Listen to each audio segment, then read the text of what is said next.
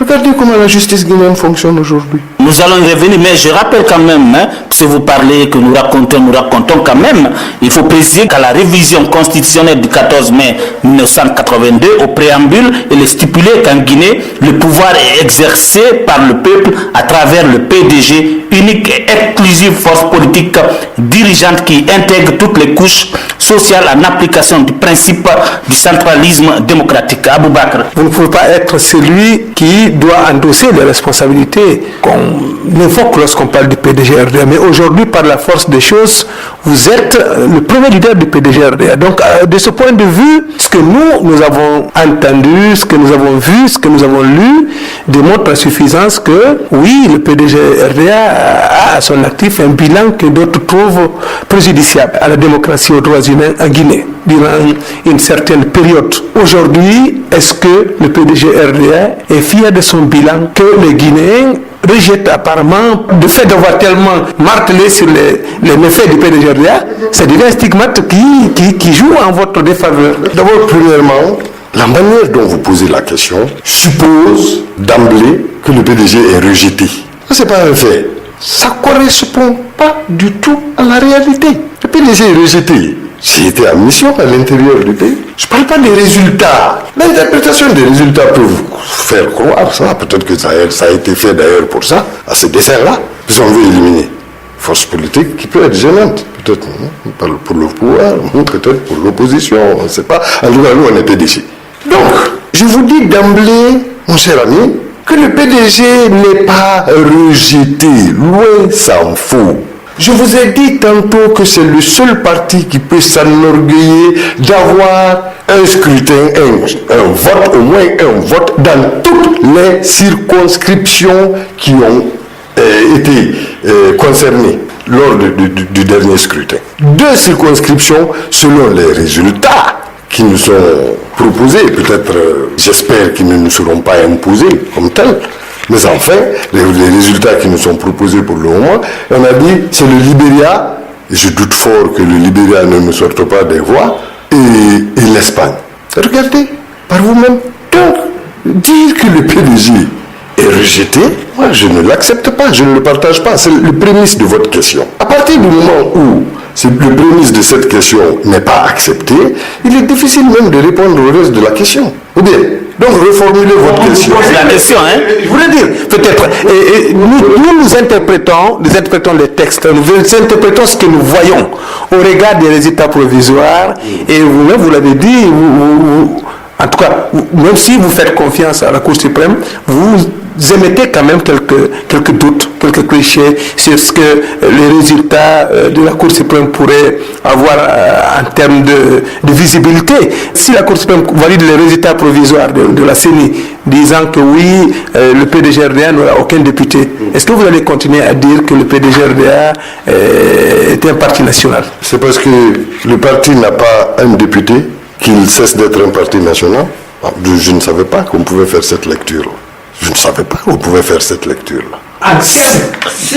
Si la Cour suprême valide les résultats provisoires de la CENI, nous dénoncerons, s'il y a lieu de dénoncer cette attitude, puisque je vous ai dit au début de cette interview que la Cour suprême a passé un communiqué disant que les partis politiques ont été impliqués dans la décision de prononcer les résultats le 15. Et je vous ai dit quel a été le degré d'implication du PDG. Alors que le PDG a un recours qu'il a déposé à la Cour suprême. Alors donc, si la Cour suprême publie les résultats sans que notre recours au moins ne soit discuté de la manière la plus adéquate, nous le ferons savoir.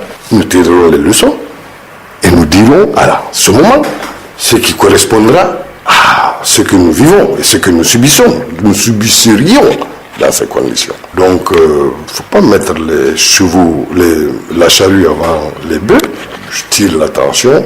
Vous avez demandé à m'interviewer. Je l'ai accepté en demandant à la direction nationale de le permettre.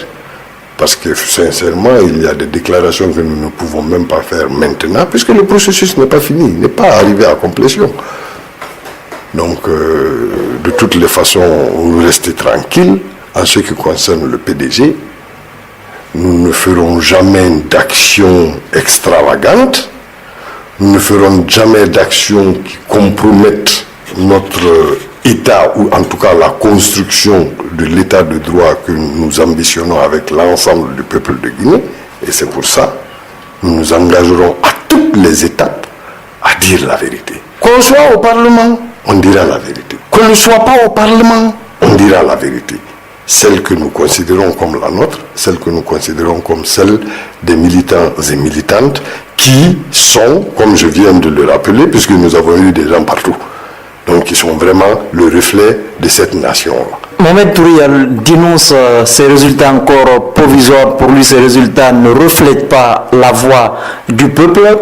Vous êtes membre de la mouvance présidentielle, vous appartenez donc à cette coalition au pouvoir. Alors, pourquoi le PDG RDA n'a pas cherché à faire une alliance avec le RPG Arc-en-Ciel? Une alliance? C'est-à-dire une alliance électorale? Oui. Oh non, je veux dire que le PDG RDA n'a pas cherché à faire une alliance électorale. Bon, nous n'avons pas à chercher. Nous avons simplement proposé des discussions avec ceux qui devaient être nos partenaires tout le long du processus électoral. Bon, nous avons notre méthode de travailler. Ils ont la leur. Nous ne sommes même pas si à moi. Nous sommes deux frères qui ne sont même pas si à moi. Dans la mouvance. N'est-ce pas? Non. Ils ont préféré travailler autrement. C'est une réalité. Mais pourquoi on va se plaindre de ça? Ils sont un parti, ils sont indépendants. Nous sommes un parti, nous sommes indépendants. Ils ont choisi de travailler autrement. Seulement, lorsque nous sommes restés fidèles à nos engagements, parce qu'on a écrit, on a signé un papier. Et suite à ça, le PDG est toujours resté de façon intransigeante, fidèle à cet engagement, jusqu'à présent, parce que nous ne voulons pas être des yo-yo dans la configuration politique guinéenne. Nous ne voulons pas avoir de position politicienne, parce que ça va me rapporter des voix, parce que je vais être au Parlement, parce que ça va, etc., parce que je vais tordre la main à l'administration, parce que tout ça, c'est vrai. Moi, on m'a proposé la dernière fois qu'il y a un monsieur qui est assez truc et tout ça, et qui était vraiment très sympathique avec moi. Il m'a dit, mais il faut rapprocher l'administration, parce que ça ne se fait pas sans l'administration. Mais je ne veux pas rapprocher l'administration de ce point de vue, parce que je ne crois pas en ça. Ce n'est pas à l'administration de décider ce que le citoyen guinéen veut. Ce n'est pas à l'administration. Son rôle, c'est d'organiser techniquement les élections. Alors moi, je n'approche pas l'administration. Ça peut me coûter aujourd'hui, ça me coûtera peut-être demain, mais ce n'est pas parce que ça va me faire parvenir au Parlement que je vais changer fondamentalement qui je suis. Non, le PDG ne fait pas ça. Le PDG est fidèle à lui-même, à des principes et qui sont sous-tendus par une morale politique. C'est ça. Alors, ceux qui comprennent ça avec nous, c'est tant mieux. Nous avons les bras ouverts pour tout le monde. Puisque le PDG ne nous appartient, ça appartient au peuple de Guinée. On le sait, par son histoire. Même quand les négationnistes veulent nécessairement nier ça. Donc, nous, on n'a aucun problème. Et nous restons encore engagés dans la voie qui va faire de ce peuple un peuple fier, digne, responsable et qui va gérer toutes les questions liées à son épanouissement. Lui-même, de façon propre. Donc nous souhaitons que le leadership en place, quel qu'il soit, nous amène, nous converge vers ça. De toutes les façons, nous sommes une force, je vous ai dit, le PDG s'est défini comme aujourd'hui, dans l'étape actuelle, comme une force de proposition politique. Et cette force de proposition politique, nous la proposons, ou ces propositions-là, nous le faisons à la nation guinéenne tout entière. Bon, celui qui la prend et qui la partage avec nous, nous allons avec et nous faisons notre travail. Vous êtes une force de proposition politique, mais est-ce que le PDG RDA a les moyens de sa politique? On se rappelle qu'en 2010, à la présidentielle, votre candidature avait été recalée pour, dit-on, non-paiement de la caution de 400 millions de francs guinéens. Bon, vous en êtes là encore. D'abord, premièrement, vous m'avez demandé si le PDG RDA a les moyens de sa politique. Je vais vous dire quelque chose. Le PDG RDA, c'est très clairement défini. Nous sommes un parti qui repose sur une doctrine. Nous sommes un parti qui repose sur une pensée. Et je dirais avec un point de fierté que c'est le seul parti en Guinée qui puisse dire qu'il a sa propre doctrine. Ceci dit, il est clairement dit, cela plus dans si vous voulez, la littérature qui a lieu à la coopération et sur le plan international, et à la nécessité de mettre en place un système économique le plus indépendant possible, le plus souverain possible, que le PDG fait toujours l'économie de sa politique et non la politique de son économie. Est-ce que vous comprenez ce que je dis? Donc les moyens, c'est très relatif. C'est très, très, très relatif. Nous savons que nous en avons des moyens, puisque nous avons aujourd'hui les moyens humains qui sont le fondement, et que ce que nous cherchons, c'est accroître ces capacités-là par l'adhésion de militants de plus en plus, et ce qui est, je vous dis aussi, et qui est vraiment révélateur pour nous et qui est motif de satisfaction, c'est la venue au PDG de jeunes par vagues successives. Et je ne parle pas des jeunes de Conakry, parce qu'ici, les vagues sont un peu trop fortes à Conakry. Donc les vagues étant fortes, beaucoup se trouvent entraînés par le courant sans même comprendre où ils vont. Mais on a fait l'intérieur. Aujourd'hui, le PDG est un parti en renouveau. Les jeunes croient à l'idéal du PDG. Les jeunes adhèrent à l'idéal du PDG. Qui plus est, les jeunes se responsabilisent, ils prennent des responsabilités. Donc, nous sommes lucides, nous sommes sereins et nous nous engageons résolument dans la voie du devenir de la nation guinéenne. Nous savons que nous sommes des acteurs incontournables de cette expérience, puisque nous sommes les fondateurs. Donc nous allons dans le sens de consolider, de renforcer ce que nous avons conçu, ce que nous avons mis en place, ce pour lequel nous avons fait tant de sacrifices et qui a réussi à tant d'égards. Nous restons donc déterminés. Nous avons foi au peuple de Guinée. Nous savons que le peuple de Guinée sait faire le discernement et qu'au moment critique, il a toujours fait le bon choix par rapport à lui-même. Quand on lui a permis, de façon indépendante, de faire ce choix-là, ou relativement indépendante, de faire ce choix-là. Donc nous restons donc tranquilles. Nous savons que nous avons beaucoup de travail à l'interne du parti, mais le travail c'est tant mieux. Nous nous y attelons et nous savons que dans un avenir très prochain, on sera encore dans des joutes électorales et nous savons que nous donnerons des résultats parce que nous aurons tiré les leçons de ce qui vient de se passer. Vous êtes sur Lynx FM 91.00 et de Lynx reçoit comme invité Mohamed Touré, secrétaire général du PDG RDA Aboubak Question. Il y a un temps, vous menaciez de porter plainte contre Amnesty International qui accusait le régime du PDG d'avoir tué plus de 50 000 Guinéens au Cambouarou. Où en sommes-nous alors? D'abord, nous n'avons pas menacé de porter plainte contre Amnesty pour avoir déclaré 50 000. Le chiffre, nous avons simplement demandé à ce que Amnesty écrive et contredise ceux qui disent de façon très malhonnête et malveillante que leur source de l'information, c'est Amnesty International. À notre connaissance, il n'y a pas de rapport d'Amnesty qui fait foi de ces chiffres grossiers. Un mort, c'est déjà trop.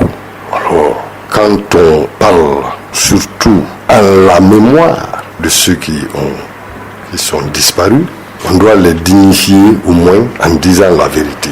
C'est un sujet qui est toujours difficile pour nous d'évoquer, puisque nous savons ce que ceux qui perdent leurs proches ressentent. Personnellement, nous en avons été directement victimes. Il semble, je n'aime pas le rappeler, mais il semble qu'on veut qu'on en parle sans arrêt. Après la prise du pouvoir par les militaires, j'ai été au bagne, où j'ai fait 4 ans, avec ma mère, avec ma soeur qui en a fait moins, avec mes tantes qui en ont fait un peu moins que 4 ans. Mais ma mère et moi, nous en avons fait 4. Du bagne Du jour au lendemain, on apprend qu'en ville, il y a un remue-ménage entre les militaires qui nous ont mis en prison ensemble. Et puisqu'il y a des confrontations entre eux, la responsabilité est faite porter par les dirigeants du PDG. On avait déjà pris la précaution d'ailleurs de trier, parce que sur le plan, c'est dommage, mais ethnique, parce que c'était déjà ça se dessinait. Tous ceux qui étaient impliqués dans la direction du parti, qui n'étaient pas malinqués pour la plupart, avaient été extirpés déjà de prison. Alors quand ça se passe, et on dit que ce n'est pas préparé, que ce n'est pas... c'est à se demander. J'étais là avec des parents directs à moi. On est venu les extirper nuitamment. Ils ont été exécutés. Ils sont aujourd'hui... On fait des salades pour eux. Je fais des salades pour tous nos morts, tous les jours. Et Dieu est mon témoin. Je n'ai pas besoin de le clamer. Je dis bien tous nos morts, acteurs et témoins de notre histoire. Donc quand on nous dit 50 000, machin, etc., c'est-à-dire toutes déclarations qui n'ont rien à voir avec la vérité, mais qui sont là pour incendier, créer ce climat de haine, de méchanceté. Et ça, je le dis pour tous, même ceux qui font semblant de ne pas être dans ce sillage-là, ceux qui font semblant, je le dis pour tous. On ne bâtit pas sur la méchanceté et la haine et l'esprit de vengeance. Tout ce qu'on bâtit sur la méchanceté, la haine et l'esprit de vengeance n'est pas pérenne. Parce qu'il n'est pas divin. Quand je dis il n'est pas divin, c'est-à-dire qu'il ne passe pas par ce que Dieu recommande. Parce que Dieu recommande bonté, Dieu recommande vérité, Dieu recommande justice. Ce que je veux, ce n'est pas taire notre histoire, mais c'est la dire de façon honnête, c'est la dire de façon juste, c'est la dire de façon à ce qu'elle nous porte dans notre avenir. Ce n'est pas la dire de façon à ce qu'on soit bloqué, parce que chacun est contre chacun. Regardez le degré de méchanceté dans lequel le pays est aujourd'hui. On dit que c'est politique, c'est naturel, c'est normal, mais c'est faux, c'est faux. Parce que c'est basé sur des considérations irrationnelles, toutes plus irrationnelles les unes que les autres. Donc, nous avons dit que nous allions demander à Amnesty International, pour revenir à la question, de démentir publiquement l'information selon laquelle c'est elle qui a fourni ce chiffre-là. Et comme ça va. Et si elle ne le fait pas, nous allons donc l'approcher de façon, par voie de justice, pour que, n'est-ce pas, cette déclaration soit en tout cas ou endossée entièrement par Amnesty ou récusée. Donc c'est notre propos. Alors aujourd'hui, quel bilan Mohamed Touré fait de la gestion du pouvoir de Alpha Condé après 3 années? Le bilan du pouvoir du professeur Alpha Condé après 3 années, mitigé. Nous attendons franchement que la Cour suprême se prononce. Parce que l'un des éléments cruciaux, déterminants du jugement qu'on porte sur la gestion, c'est la mise en place de ce pied de l'État, de cette institution républicaine qui est l'Assemblée. Cela a suivi un processus qu'on connaît, il y a 3 ans que ça dure. Cela va arriver à un terme de toutes les façons, dans un avenir très proche.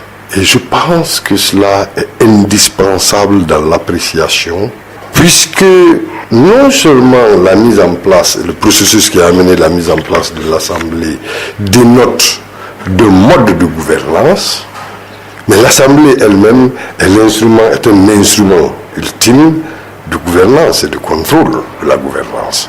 Donc, le bilan est, à mon avis, mitigé.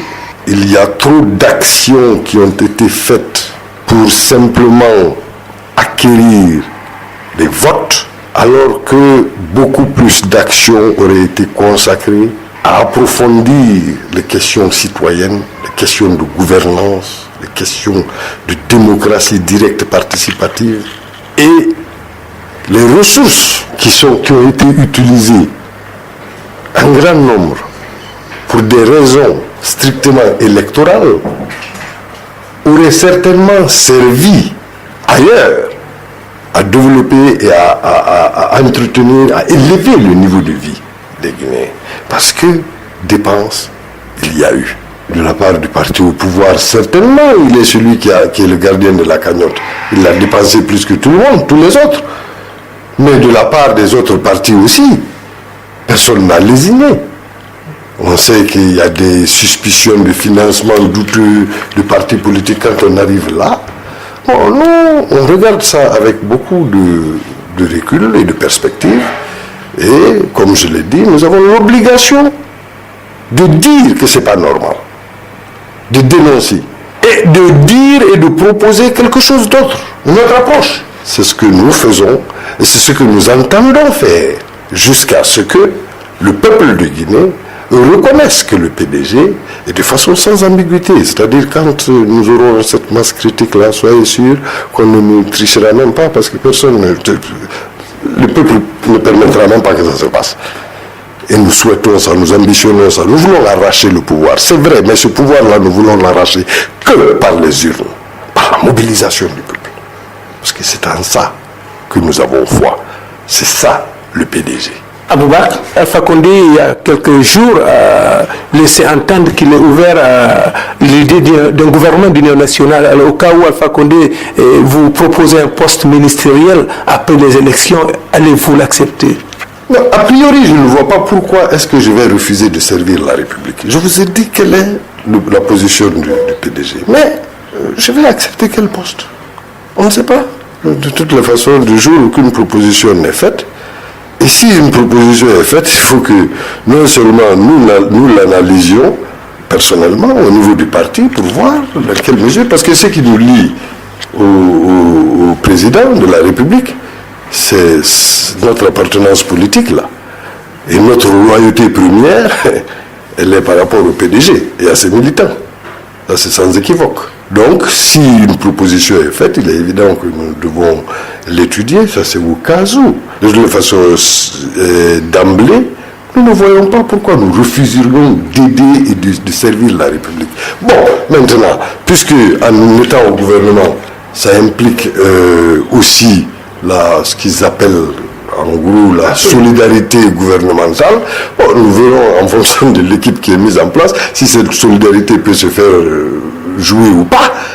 Et nos réactions seront par rapport à ça. Il y a beaucoup de facteurs que nous ne maîtrisons pas aujourd'hui. Donc, c'est poser une question. De toutes les façons, nous ne sommes pas à la course des postes. Ça, au moins, c'est clair. Les Guinéens sont parfois déjà à tourner kazakh dès qu'il y a changement de pouvoir, changement de main, donc du pouvoir. Est-ce qu'aujourd'hui il reste des militants révolutionnaires de la première heure au sein du PDG-RDA? Non seulement il en reste au sein du PDG-RDA, mais ils ne sont même pas de la première heure, ils sont de la dernière heure. Expliquez-vous. Je m'explique, c'est très facile à expliquer. Vous riez pourquoi? Je m'explique, ils ne sont pas de la première heure. Ceux de la première heure sont tous morts. La plupart d'entre eux. Ceux qui restent ne sont plus fonctionnels. Quand je dis de la dernière heure, je vous ai dit tout à l'heure, nous sommes fiers qu'il y ait des centaines et des centaines de jeunes gens et filles qui viennent adhérer au parti. Alors ceux-ci sont des militants aussi convaincus que ceux de première heure, mais ils sont des militants de dernière heure. Acceptez-le. À la prise du pouvoir par l'armée en 1984, des rumeurs ont couru et courent encore d'ailleurs que Feu Sékou Touré, paix à son âme, votre père avait suffisamment investi au Maroc et qu'il a un patrimoine immobilier important actuellement et dont vous jouissez. Est-ce que c'est vrai ça? Non, je crois que après la prise du pouvoir par l'armée, ils ont retourné sans dessus-dessous le monde entier pour montrer. Vous imaginez, avec tout ce qu'il y a eu comme haine contre le président Sékou Touré, s'il y avait une once de vérité dans ça, ça aurait été dit d'une autre manière. C'est pas vrai. L'homme n'a jamais été intéressé par ça. Dire qu'il n'a rien eu et qu'il n'a rien laissé du point de vue matériel est faux aussi. C'est faux. Les cases de Bellevue, par exemple, appartiennent en propre et en privé au président Ahmed Sékou Touré. C'est une vérité. On n'a jamais interdit la propriété privée en Guinée. Jamais. Mais on veut faire croire que... Regardez, consultez les documents. Voilà, ça c'est le rapport du 12e congrès. Consultez, informez-vous. Vous verrez quelle était la position du PDG par rapport à la propriété privée, par rapport à l'apport en capital, par rapport à... Vous verrez où nous étions. Nous ne faisons pas les choses de manière doctrinale, de manière, non, plutôt de manière dogmatique. L'objectif, et le seul objectif du Parti démocratique de Guinée, c'est l'épanouissement total du Guinéen et de l'Africain. Un dernier mot pour nos auditeurs. Bon, je demanderai quand même au peuple de Guinée, à travers vos auditeurs, que nous devons retenir, quelles que soient les vicissitudes présentes, le peuple de Guinée doit comprendre qu'il est un grand peuple et qu'il a en lui tous les instruments pour son épanouissement intégral et par lui-même. Nous ne disons pas que nous ne voulons pas l'apport des autres, mais que l'apport des autres vienne en appui, que ça ne soit même pas complémentaire, que ça soit supplémentaire. Et que si le peuple de Guinée s'organise de façon adéquate et reprend les valeurs spirituelles, morales, culturelles qui ont prévalu à sa naissance en tant que peuple, nous sommes condamnés à une seule voie, c'est celle du succès. Et nous, PDG RDA, nous sommes déterminés, quelles que soient les circonstances, de porter ce message-là, de le porter dans nos actes, dans nos faits, dans notre action politique, dans notre discours, dans notre vie, dans notre existence, dans notre état d'être. Et nous pensons que plus il y aura de Guinéens comme actuellement les adhésions se font au parti, qui réagissent et qui réfléchissent et qui agissent comme ça, plus nous nous approcherons de l'état que nous ambitionnons, après tant de difficultés.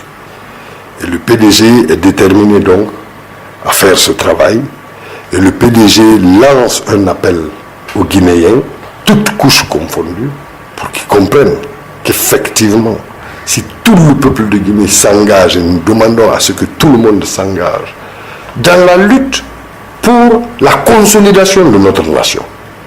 Cela ne se fait pas par des voies, je sais pas, politiciennes qui, se reposant sur des considérations telles que l'ethnie, la région, l'âge même, comment on appelle, le genre, etc.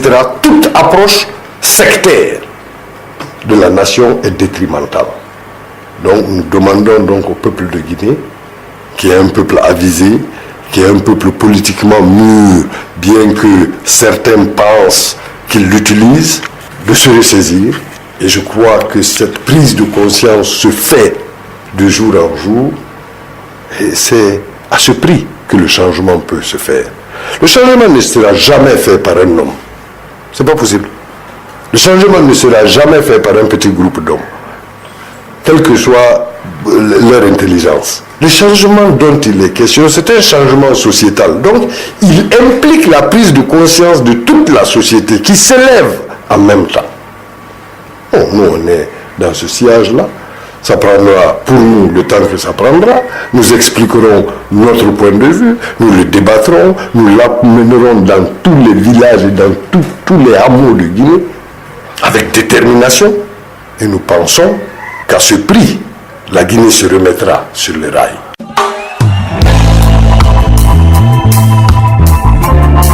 Nous devons retenir que le peuple de Guinée est un grand peuple et qu'il a en lui tous les instruments de son épanouissement. S'il s'organise de façon adéquate et reprend les valeurs qui ont prévalu à sa naissance, la Guinée ne fera qu'aller de l'avant. Voilà, ce sont les mots de la fin de Mohamed Touré, secrétaire général du PDG RDA, l'invité d'œil de Lynx de ce mardi. L'émission a été animée par Mohamed Bangoura Boubakr, la technique Mamadou Kone, réalisation Tcherno Alpha Ibrahima Baldé, présentation Azokaba. Merci et bonne suite des programmes sur Lynx FM. L'information continue. Une nouvelle aventure commence. Lynx FM 91 00. voulez être au cœur de l'actualité sociale, politique, économique, culturelle et sportive, c'est dans Œil de Lynx. Weimar a un contrat avec la CENI. Ce n'est pas le gouvernement qui décide que ce soit Weimar qui vienne ou que ce soit la SAGEM. Vous pouvez consulter tous les textes légaux en République de Guinée. Il n'y a aucun texte qui dit que c'est les partis politiques qui doivent choisir le créateur du Guinée. Il y a aucun journaliste qui soit indépendant. Les salauds ont mis le feu à mon paradis. Nous ne voulons pas que notre Guinée soit divisée. Les salauds nous voulons l'instauration de l'état de droit. Ces salauds